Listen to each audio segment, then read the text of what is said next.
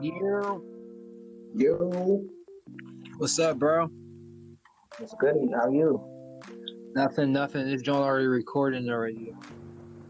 I see that. Yo, so I'm gonna get straight into it, and I'm gonna kind of go over my reason for asking you to be on here, and then I'm gonna let you enjoy the rest of the night. I know you're just getting home from work and you got the kids and stuff like that, so I ain't gonna hold you too long, bro. And if you gotta go, we always can pick up at a later time, and I can just put everything together. All right, bro. No worries. All right, so. All right, thank you for everyone for joining me on another episode of Melanin. I have a awesome guest with me today, Mr. Christopher Hernandez. How you doing today? I'm doing all right, brother, man. How about you? Good, man. Just sitting here, in my own time from work myself, and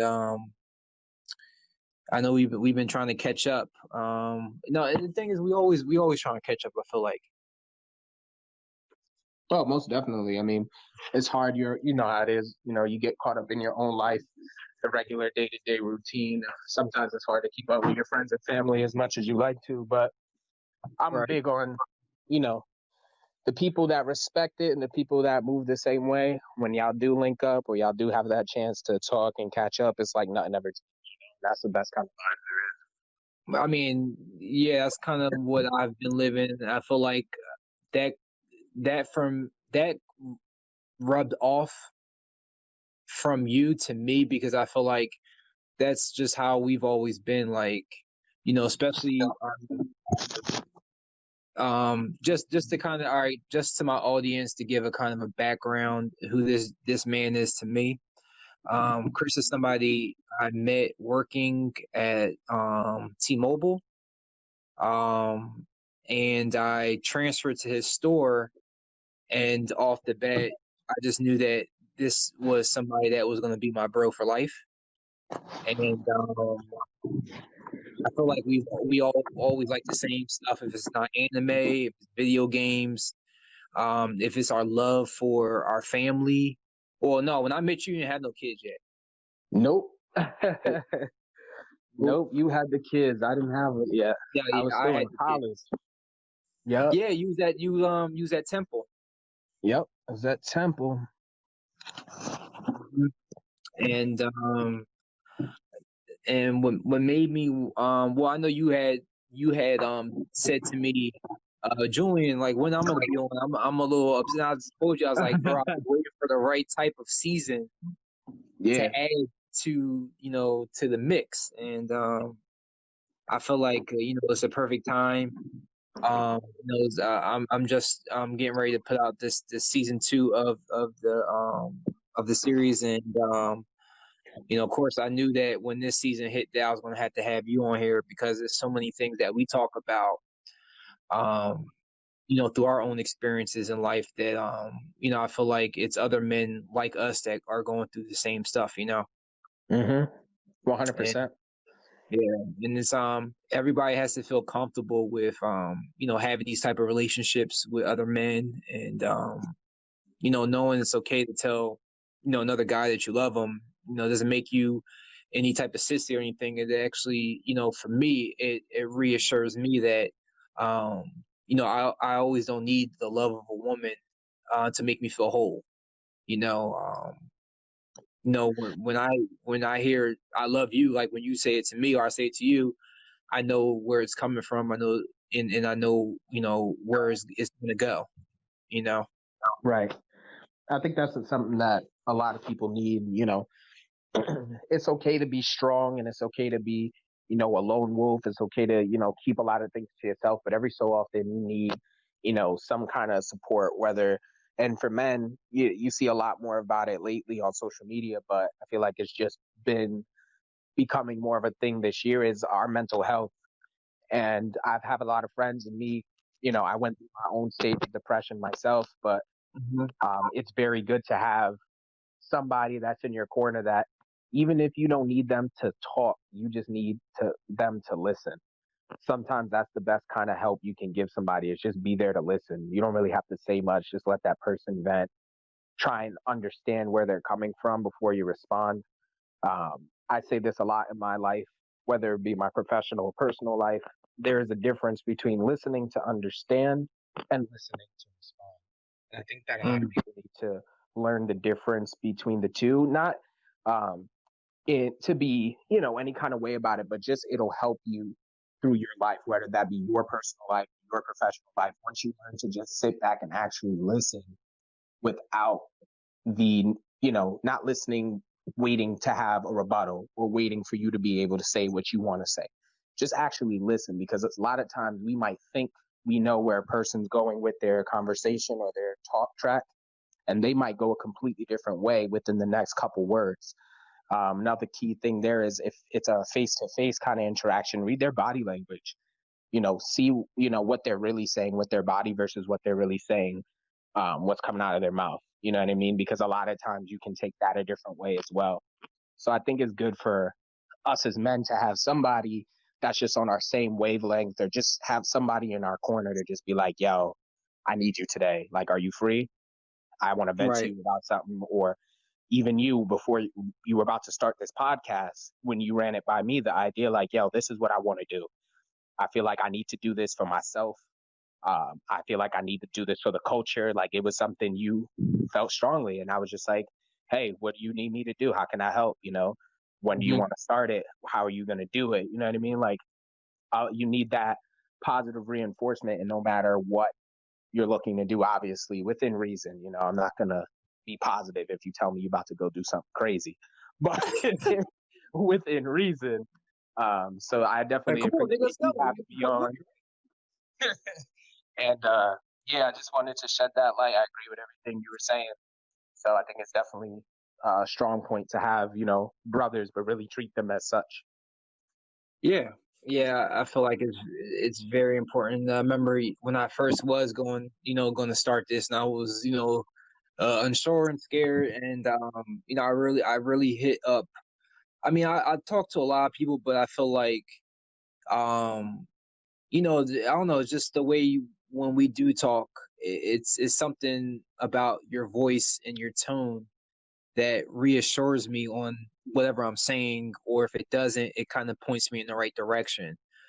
So I feel like when I did talk to you and you said what you said about it, it was something that I was like, all right, cool. All right. I got the last nod. I'm good to go. Like, this is because I don't know. I feel like every time you put your mind to something, if it's big or small, um, you always come through at the end of the light, and I feel like that's the positivity that, without you saying it, that I get that, so I can keep moving and be a better person, on a day-to-day basis.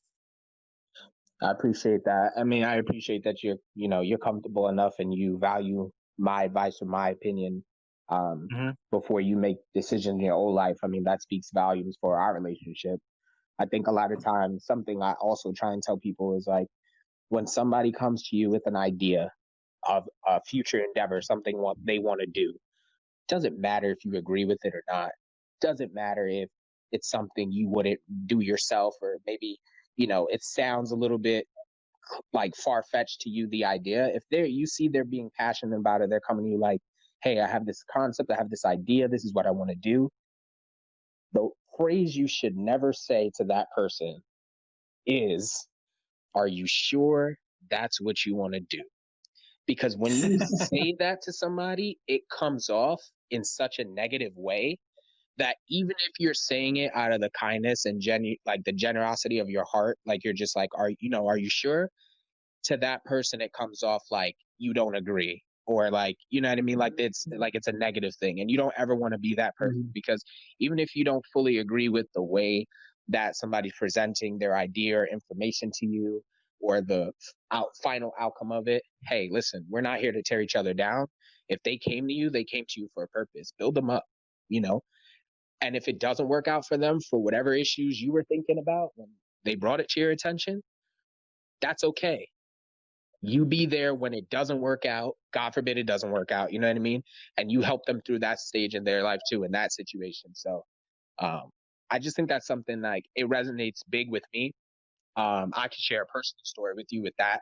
So when I got engaged to my fiance and I told my mom, her response to me was, are you sure that's what you want to do? Not congrats.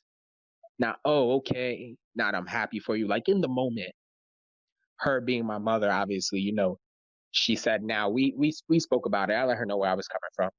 And she said now she was just, a little bit in shock. She had nothing against my fiance. She just didn't see it coming. And she just felt like as my mom, she should be able to express like, are you, make sure that it's what I want to do. But if somebody comes to you with something like that and they're all excited, that's the last thing you really want to say. Even if you want to address it on a one-on-one situation after the fact, do that. Be excited in the moment, give them their praise, give them their props. And then if there's something you really need to get off your chest, I feel like just, have that one-on-one with them at a later time and express it that way. So I just wanted to put that out. I feel like that's just a little bit of advice that might help anybody out in the world. Think about what you're going to say before you say it. But that phrase right there, that will kill anybody's mood. Well, the good thing about that, and I'm gonna share experience for me because it happened to me as well too. But now you know that when your kids get older, that you're not going to be that parent to make them feel that way. And I feel like that's the biggest thing that our generation has to do such a better job at, is making sure that whatever our parents' influences were, aren't affecting the way we influence on our children. If that's now or even when they get older, because when they get older, I mean, my opinion is that they're not kids anymore. I mean, they're still my child, but I don't have to do as much as I have to do now. But Right. I want to make sure that, again, I'm seasoning our relationship and I'm not doing things that's going to undermine or devalue what they're trying to do in life. Because at the end of the day, I don't know. I feel like I did my job. I done my job to give them the tools to be successful in life. After that is your way to make, your way out of it.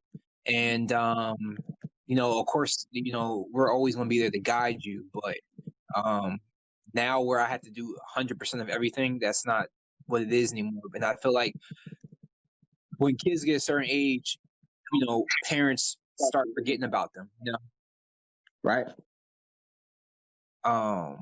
And that's like when I got married, and I got married to someone where who I dated in high school, and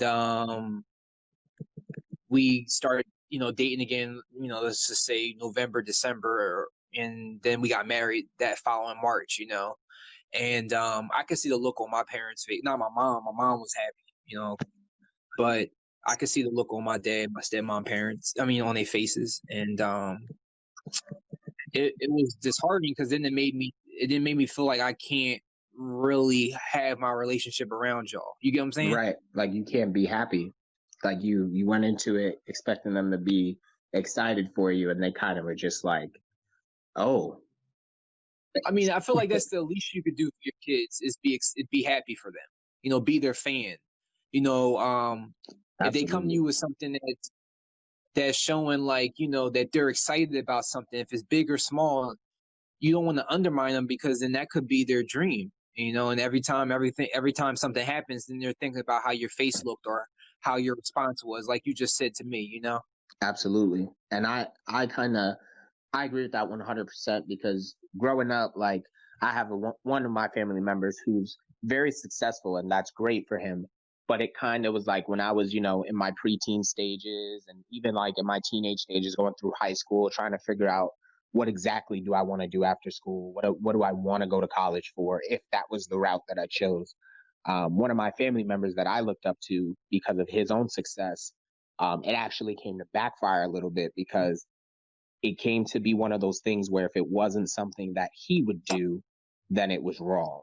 You know what I mean? So I would pitch ideas to him that I would have, or he would ask, what I've been doing. And when I would express it to him, it was always coming back from a negative place. Like everything I was doing wasn't good enough. And I feel like you said, Julian, it's very important to, especially for our kids, to be supportive in, I want to say, almost all of their endeavors. I know there's going to be certain things that based off of your own beliefs, lifestyle, religious background, whatever it is, that you can't, 100% support. That's going to happen from time to time. But the main thing is, I learned, it took me a long time to learn it. And I say a long time, I'm only 28, but it took me 28 years.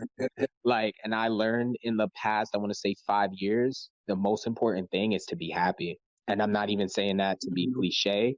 I mean that, like I said earlier, I went through a year of me just going through a severe depression for a whole year.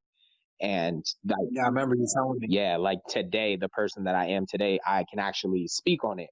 Whereas like before, I wasn't even, like, I would deny it. Like, nah, I was fine. I'm chilling. Because like as a black man, you have, especially a black man with kids, you can't show your own weakness. You know what I mean? You try not to show weakness. You try not to show emotion. And then especially with children, you don't want your negativity to come across to them. And I have young kids, my kids are 5 and 2. So I have young kids. I don't want my son, who's my 5-year-old, to start, reciprocating some of my negative energy and attributing to what he wants to do. So anything he tells me he wants to do, like, I even think his Halloween costume choices are pretty ridiculous. He told me he wanted to be a bottle of ketchup. In my head, I'm like, absolutely not. Why would you do that? But you know what? If that's what he wants to make him happy. That's his imagination. Right. Go ahead. Go ahead, Chase. Be a bottle of ketchup if that's what you want to do. But yeah, so I'm just agreeing with what you were saying earlier, just elaborating a little bit on it. I think it's, like you said, 100% important to support your kids, fans, friends, family, but also most importantly, your children and whatever endeavors that they're looking to pursue, as long as it's not, obviously putting them in danger. And let me kind of turn. I know we went over the other day what we were going to talk about, and we're getting there, but I wanted to ask you, given the fact that you have a 5-year-old son and a 2-year-old daughter, I know from my experience, my 3 children are by all different women, and I know, like my last season, I delved into this with one of my other guests, and I wanted to kind of ask you, given that I know the person that you had your son with, and the woman that you are going to marry, that you have your daughter with, right? Okay. How's that, if you don't mind me asking, like, how do you feel like it's been being able to not being able to, but having to co-parent? um I don't know if I want to say the word efficiently, but Nah, I know what you mean. yeah, how do you feel like it's been, like, co-parenting, having a son, with somebody else, but also having a daughter with somebody else. But I'm glad you are marrying that person, so you're not out here having all these damn kids. But Yeah. um, I mean, you know, I've been blessed, to say the least. I've really been blessed. I know a lot of people um, that aren't lucky enough or blessed enough to be in the situation that I'm in as far as co-parenting. Um, mhm. Both of my child's moms, they get along flawlessly. They communicate with each Mm. other. They text each other. They're not, to say, besties where they're talking to each other every day just Buddies, randomly, right? but they do have a little bit of a relationship outside of the children, to the point where they're recommending who they should go see to go get their nails done. You know what I mean? Little things like that. But I can be at work, Wow. and, my son's mom, she'll be like, she may have something that comes up where she needs to drop Chase off to my house. She won't reach out to me. She'll reach out to Jess, my fiance. She'll reach out to her, because she's been staying home since, pandemic. Her hotel she was working in closed and everything. So she's been home. So she'll literally reach out to her, and then I'll find out later on in the day, or within like an hour or so. Oh yeah, by the way, Leah's dropping Chase off. Or I'll call her when I go to lunch from, work, and I'll hear him in the background. I'll be like, "Is Chase there?" And she's like, "Oh yeah, Leah dropped him off 10 minutes ago." And I'm just like, "Oh, cool." Like, I'm the last to find out Wow. certain things. So for me, that's what the best way I can put it is that I'm blessed to have that they have that relationship.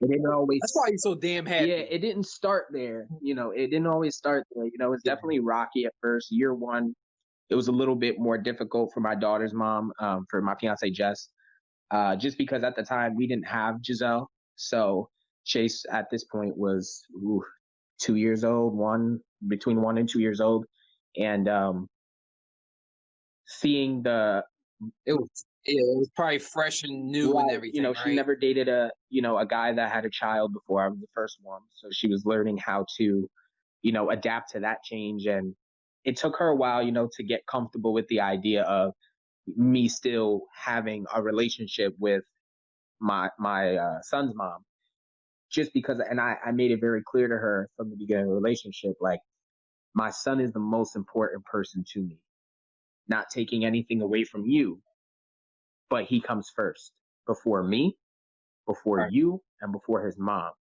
However, Set them in order boundaries. for me to have a successful, healthy relationship with him, that means I need to have a healthy relationship with his mom as best as I can. We're not, hanging out outside of anything or talking to each other all crazy, nothing inappropriate at all.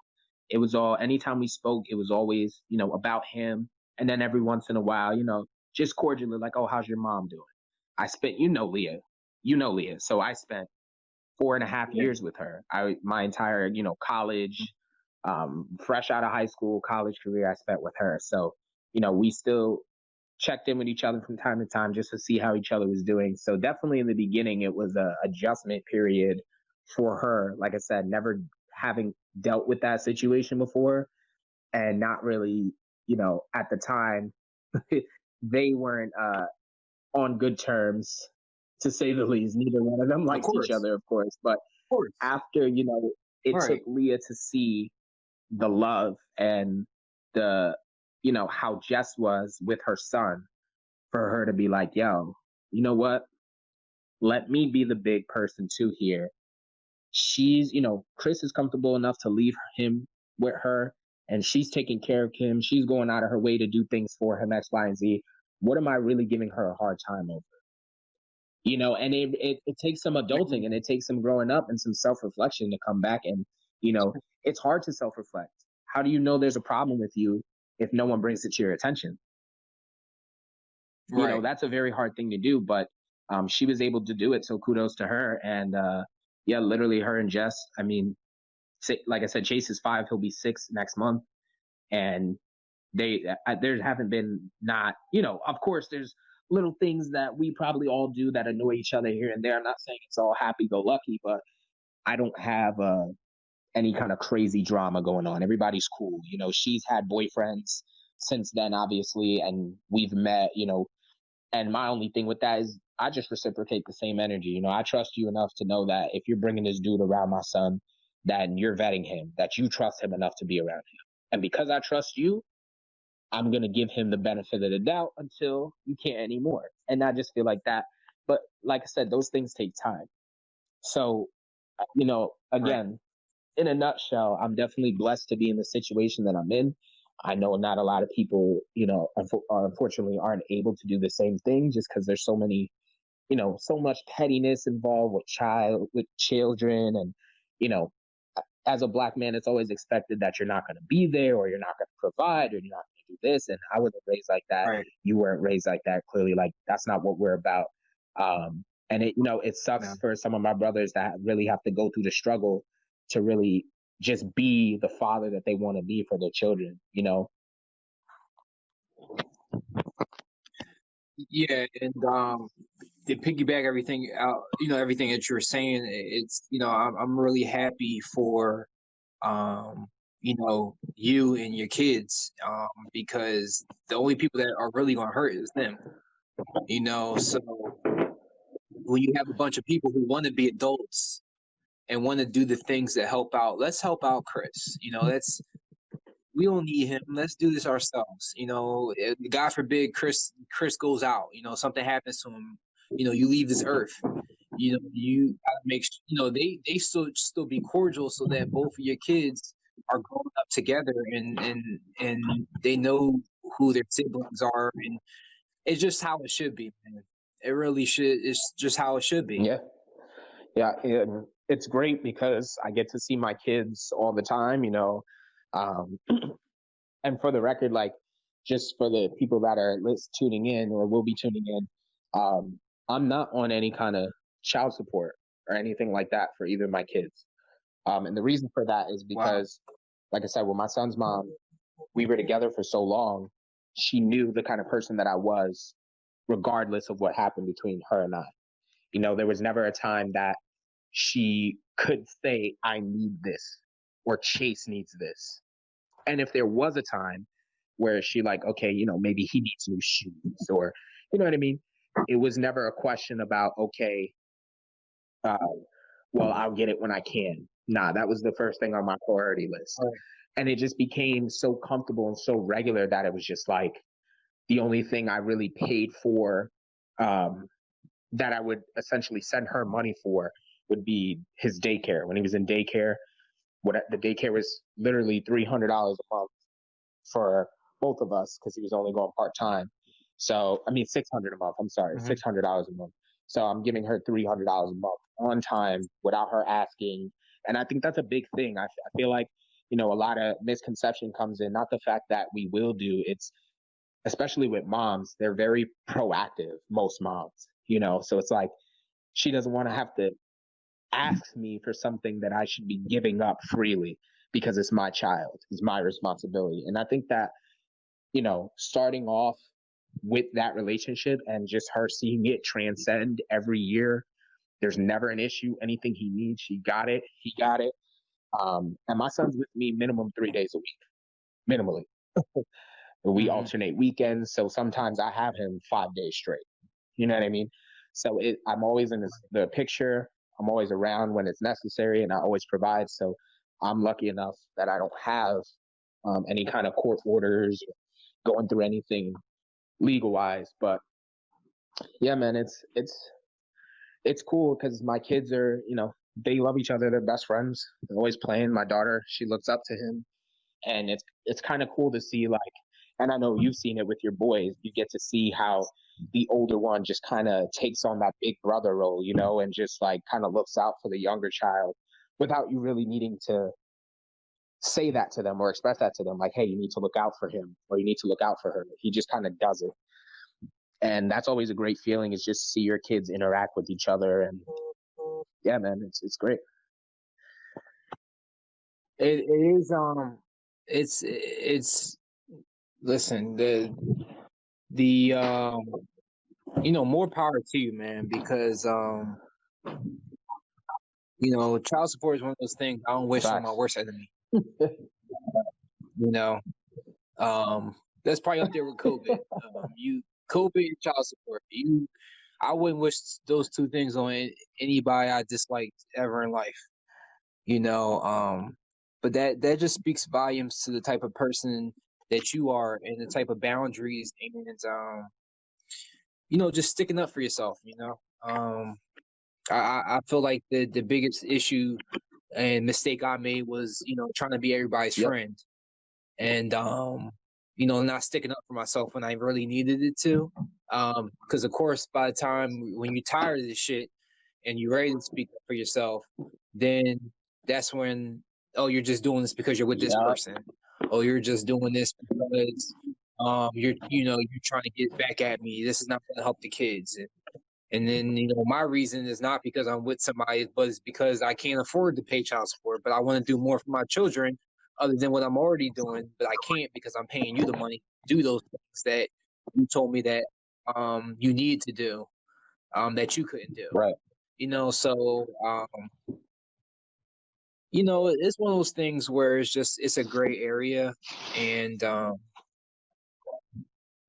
think until the day I'm off of it, it's always going to be a part of me that I just don't fucking like. And the sad part with that is, I feel like, honestly, especially in Pennsylvania, so I'll speak on our state, and this is just from knowing what you're going through, knowing what my other friends, are going through, and seeing what my own dad went through. Because my dad has four children, two of them with my mom and then two with two other women. Seeing, that effects that it had on me as a kid growing up, him never having extra money for us to really get us the things that he wanted to, or him never really having, he's working all this overtime. I never see him, but then when I do see him and we want to go do something, he still doesn't have the money. It's a hard thing to watch. It's a hard thing for anybody to go to. And I kind of think to myself, like, if you didn't have such and I'll say corrupted system, because I feel like the child support system is just not fair at all, especially towards the father. But if the women themselves, if some of the women weren't as greedy, that money that's being sent to child support, that's being sent to the woman to do whatever it is that she's doing, the mom, it's not always with the best intentions. My good friend of mine, I call him my brother as well. He pays $500 a month in child support for one child. His son's mom, she has another daughter by another guy. He's also paying child support. I don't know how much. What I do know is that she walks around in Gucci shoes and her son hasn't had a haircut in 3 months. And that kind of stuff to me is where I'm just like, see, it's not really benefiting the child as much as it's benefiting the co-parent. And if that money could be, the father had access to more of those funds. And I'm not saying it's every father, because, there are some guys out there that aren't doing what they're supposed to do. But if I know for a fact, if you had access to, some of that extra money, if you weren't giving it away in child support, what could you do with that to better yourself, which in turns betters your children? Or what could you do with that money, put it aside for them for when they want to go to college or for whatever it is that they want to do? And I feel like that's one of the things that we were able to agree on, is that anything that betters myself and puts me in a better financial situation, puts me in a better position for my health, whether it be physical or mental, Leah was always 100% on board. Whether that be I had to travel, whether I was going to be away from home for 3 weeks at a time. If it benefits me and then it benefits Chase, then why not? And I feel like people don't really think about that. They're just thinking about, oh, well, it's coming into me. And then you have these knucklehead women, for lack of better terms, simply living off the child support and not doing anything else themselves. And it's shitty.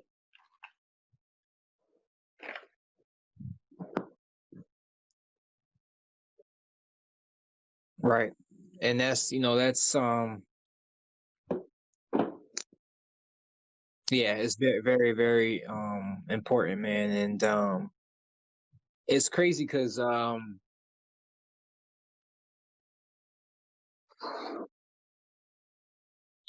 Yup.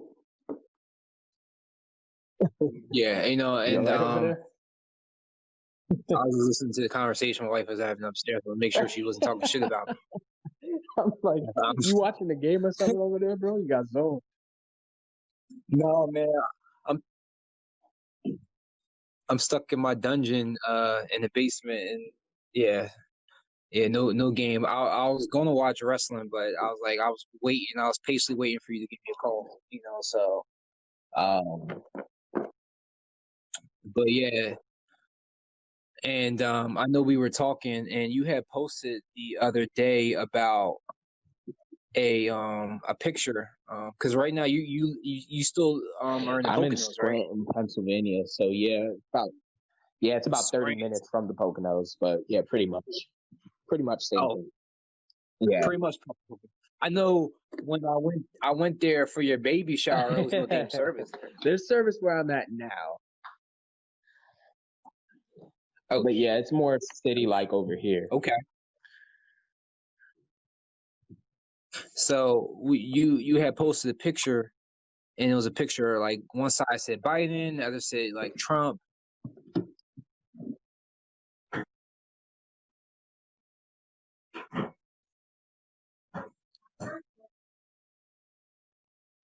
Hello? Did I lose you? Yeah. So no, I was saying to you, I saw the picture that you had posted, and it saw how like crazy it was, and I think that started having us talk about, you being half Mm-hmm. black, and half Spanish, because your Yes, last name is sir. Hernandez. So how does that work out for you with having to, deal with So being black and also being Spanish as well it's too? it's kind of I feel like they're the same. And the reason I say that is because so from a visual standpoint, if you see me in person, you don't say, "Oh, he's Hispanic." You would say, "Oh, he's black or African American," because I'm of a little bit of a darker skin tone, right? My nationality, I'm Puerto Rican and Haitian. That's my exact nationality. But but Wow. when you see me, right? Anybody in the world, when they see me, they don't say, like I said, he's Hispanic. Now, the difference is if you see a Hispanic person with very light skin, instantly you're like, okay, they're Hispanic. But how it affects us in the world, we're treated pretty much the exact same. So it kind of annoys me and it makes me feel a way when I see certain Hispanics acting like, not to say they're better than us, but acting like the rules don't apply to them, if you know what I mean. Like they fall within the Mm-hmm. same social standing as, you know, some white people do. And I don't mean that in a derogatory sense. It's just that white privilege is alive and well. It's not anything you can shy away from. You turn on any social media outlet, any news channel, you're going to see things, especially right now in the world, about racial injustice. A bigger thing this year than it has in the past. And whether you're black or Hispanic, you fall right into the same mix. You're gonna get profiled the same way. You get pulled over by a cop, you're gonna get profiled the same way, whether you're black or Hispanic. You're gonna get profiled the same exact way. And so, this picture that you're referring to, I walked into get an oil change out here at a local mom and pop car repair center in Scranton. And when I walked inside, there were signs up, and there was a split down the middle, which window you could go to, and the window on the left it said Biden believers, and the window on the right said Trump supporters, make America great again, XYZ, and literally you had to like choose which side you're going to. Are you going to the left side window? Or are you going to the right side window? So me being a God-fearing black man, and I know how things work out here. I went to the Trump side because I was afraid of what was going to happen if I didn't. Mm-hmm. Am I going to get crappy service? Are they going to charge me more? Are they going to do something to my car? Now I have a different problem than what I came in for. I just went in for an oil change. That was it. Very simple. So I walk in and I find myself like, uh, are we dead ass? Like, are we serious with this? And then I have to figure out, all right, am I going to the left? I'm going to the right. Now I don't really have political standpoint, and I don't want to really get into politics too much, but I'm not saying that one side is better than the other. I just want to make that clear. I'm not saying that by going to the Trump side, it was the wrong thing to do, or not going to the Biden side. I'm not picking a side here. I just know that in my area, most of the people in my area are Trump supporters. I would say I'd be willing to put a good 75% of the people that live in my area, the Scranton Wilkes-Barre area, are Trump supporters primarily. So for that reason alone, that is why I chose that side. So I just wanted to be clear, because when you do have, we have our viewers and our listeners, I don't want them thinking, we're bad mouthing one side or the other. Everybody's entitled to have their own opinion as far as politics goes. Yeah, I don't do the politics. I do what's right and what's wrong. Absolutely. And that's not saying that I know what's right and what's wrong, because there's some things I do in life that are right and there's some things I do in life that are wrong. But the core common sense and decency of seeing another human being in pain and hurting, and I called you my friend, or I called you, or whatever the case may be, we shared a drink together. I spent the night at your crib. You spent the night at whatever case may be. We spent time together. We worked, whatever case may be. So if you know that these things are hurting me as your friend, as you say I am, and for that not to resonate, for you not to even acknowledge how I feel, Yeah, I think that's where I gotta draw the line at.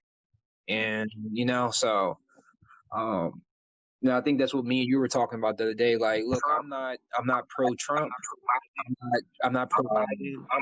I'm pro Right. humankind. And at the end of the day, I always speak about how these policies that these uh that they make that don't really even affect us. They don't even have a blotch on our class as Right. people. And people say, well, Obama didn't do nothing for black people.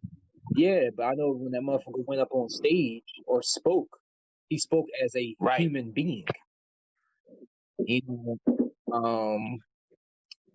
So yeah, they can be like, well, you want somebody to talk or somebody's going to do something. Well, in as far as I remember as a remembering a president when I was the first president I remember was George Sr. as a president. Okay.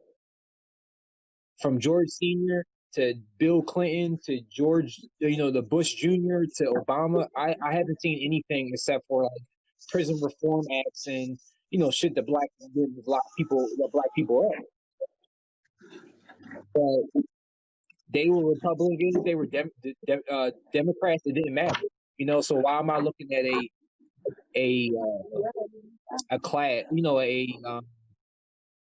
a party that I don't even understand what y'all do to begin with? But I know when a president needs to speak, they should be able to speak, and I should feel like, okay, I'm part of the United Right. States. Not like, oh, this motherfucker gonna have people coming after us. And that's another thing that drives me nuts when I see people of Hispanic descent literally supporting this man so much. I literally the other day I watched this lady on Facebook go back and forth defending Trump and being just like his biggest supporter to one of my Facebook friends. Her last name was Hernandez, which is what like annoyed me even more because we have the same last name. But her profile picture was literally a picture of her with the Puerto Rican flag behind her. But then she had a font going across the front like a banner that said, "I'm a Trump girl." And I was like, these things just don't go together, lady. He did nothing for Puerto Rico. They're still suffering. And he didn't even acknowledge that he was the president of Puerto Rico when everything went down. He said specifically that he was waiting to get in touch with the president of Puerto Rico. And it's like, that's you, sir. So it's like, these are the things that I just don't understand when I see, certain people of a certain descent, especially like the Latino Hispanic community, going so hard to support this man. It's like, what has he actually done for you? Right. And then yeah. So when I see people that's not riding with us, or that's not feeling how we feel, it's like your people have been persecuted, throughout history. I just feel like it's the time where we should all band together and look at what our ancestors have done. If you're Asian, you already know what your people been through. If you're Spanish, you already know what your people been through. If you're black, we already know what our people went through.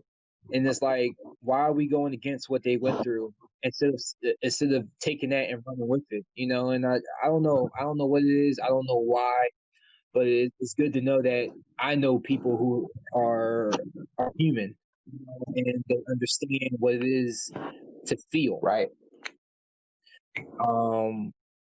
And I mean, that's really what it comes to when I look at, it's so many people I lost, friends that I thought were friends or acquaintances that we're not talking anymore because just I'm not okay with you siding with somebody who doesn't care about people. I don't think nobody should. I don't hate nobody. It's just that I just feel like it's a time where we should be human more than a Democrat or Republican or independent.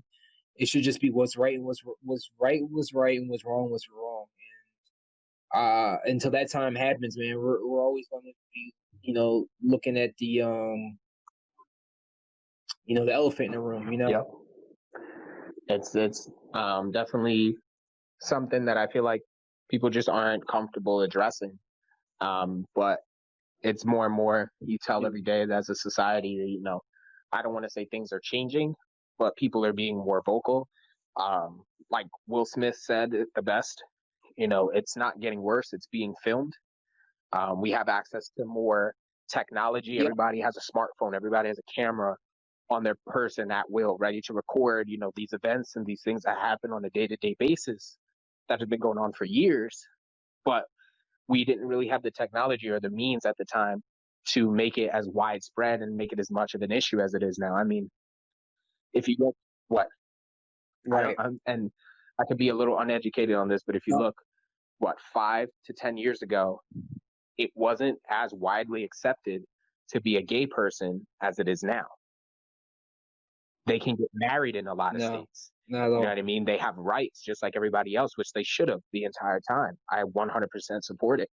But you can see the social progression. Yes, it takes time. So I'm hopeful that when Chase is in his teens, by the time he's, 13, 14, that a lot of this drama and stress that we as Black citizens deal with, and being paranoid that your Black son is out in the street and anything can happen to him at any time. I hope that some of that dies down, and it's the racial injustice can kind of go away almost as much as, obviously there's still people out there that don't agree with being gay or that community, but it's, like I said, it's more widely accepted. So I'm just hoping that, by the time he becomes of age, a lot of this prejudice has gone away, or at least, you know what I mean? There's laws in place. There's different things going on to help make the situation better, make the country a better place for everybody. But I was telling you, what I usually do at the end of my show is I always do a takeaway, and then I say I was going to let you go because I know you got to go in with the family, with the fiance. Right. She probably miss your ass, so I got it. Okay. So, what I took away from our talk today was just, being yourself and listening. I remember you saying, like, are we listening to, talk, or are we listening to, game? And I feel like lately I haven't been doing listening to game, so I feel like I'm going to incorporate that into my life this week and just see if it just changes maybe just one or two conversations, right. I mean, I appreciate that. Yeah. I definitely think it's something that everybody, should get a little bit better at. I can be bad at it myself sometimes too. So it's definitely something I try and, practice what I preach. Mm-hmm. And, he's like, yo, tell my man to get you off of this phone. So, one last thing, is I'm on episode 8 of God of High School, and it's an amazing show. So I appreciate you really sticking and putting me onto it. You gotta read the manga. Gets better. Yeah. Have you been reading Boruto? Yes, actually, I am up to date on Boruto. Yep. They're fighting. Okay.